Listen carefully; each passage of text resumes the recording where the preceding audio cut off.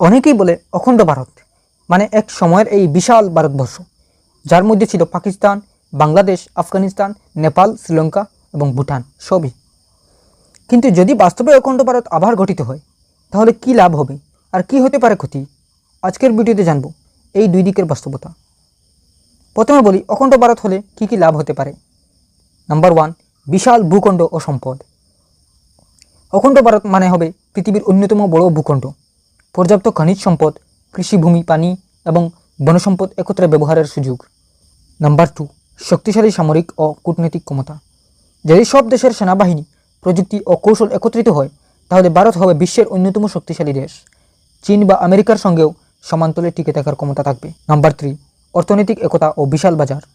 একটা বড় অভ্যন্তরীণ বাজার তৈরি হবে যেখানে পণ্য, মানুষ ও সেবা সহজেই চলাচল করতে পারবে। দেশীয় উৎপাদন ও শিল্পায়নে বিশাল গতি আসবে। নাম্বার 4, সাংস্কৃতিক মিলন ও ঐক্য। সকল ধর্ম, ভাষা ও সংস্কৃতির সঙ্গে এক ছাদের নিচে আসবে। এতে সত্যিকারে একবিংশ শতাব্দীর একতা তৈরি হতে পারে। নাম্বার 5, সীমান্ত সমস্যা থাকবে না।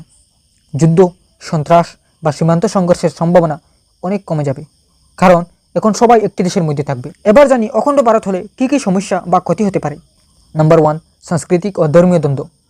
এত বড় জনগোষ্ঠী, এত রকম ভাষা, ধর্ম ও পরিচয়, সব কিছুকে এক ছাতার নিচে আনা সহজ নয়। এতে বিভাজন, দাঙ্গা বা রাজনৈতিক অস্থিরতা বাড়তে পারে। নাম্বার 2, প্রশাসনিক সমস্যা। একটা এত বড় রাষ্ট্র চালানো বিশাল চ্যালেঞ্জ। আইন, শাসন, নিরাপত্তা সব কিছু ঠিকমতো চালাতে গেলে অনেক জটিলতা তৈরি হতে পারে। নাম্বার 3, অর্থনৈতিক বৈষম্য। সব অঞ্চল সমান উন্নত নয়, যার ফলে কিছু অঞ্চল এগিয়ে যাবে আর কিছু পিছিয়ে পড়বে। এতে কূপ তৈরি হতে পারে। নাম্বার 4, আন্তর্জাতিক প্রতিক্রিয়া। অন্যান্য শক্তিধর দেশ যেমন চীন বা আমেরিকা অখণ্ড ভারতকে এক ধরনের হুমকি হিসাবে নিতে পারে, ফলে রাজনৈতিক ও অর্থনৈতিক চাপ বাড়তে পারে।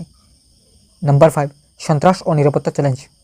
যে অঞ্চলগুলো আগে ভারতের বাইরে ছিল তাদের মধ্যে কিছু এলাকায় এখনও রয়েছে উগ্রপন্থা বা বিচ্ছিন্নতাবাদ। এগুলো একত্রে আনলে দেশের অভ্যন্তরীণ নিরাপত্তা আরও কঠিন হয়ে উঠতে পারে। বাস্তবতা কী বলে? অখণ্ড ভারত একরকম স্বপ্ন, যেখানে একটা শক্তি ও ঐতিহ্য মিলেমিশে থাকে, কিন্তু বাস্তবে তা সম্ভব করতে গেলে দরকার হবে অনেক সতর্কতা, পরিকাঠামো ও সহনশীলতা। একটি দেশের মতো মানুষগুলিকে এক হতে হবে, মন ও মানসিকতা। আপনার মতে অখণ্ড ভারত হওয়া উচিত কিনা কমেন্টে আপনার মতামত লিখুন, যুক্তিসহ জানাতে ভুলবেন না। ভিডিওটি যদি ভালো লেগে থাকে তাহলে লাইক দিন, সাবস্ক্রাইব করুন আর বন্ধুদের সঙ্গে শেয়ার করুন এই গুরুত্বপূর্ণ আলোচনা।